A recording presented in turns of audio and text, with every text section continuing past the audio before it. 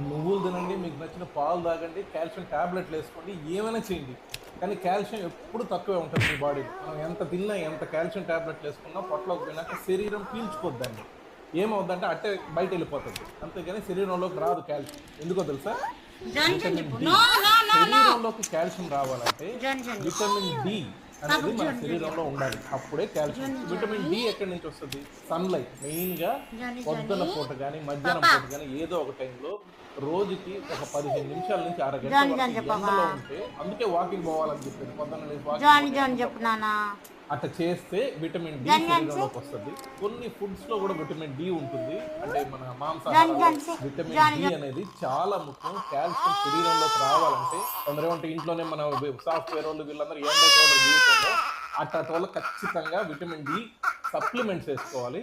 అప్పుడే మన బాడీకి కావాల్సిన కాల్షియం కరెక్ట్గా వస్తుంది. మన ఎముకలు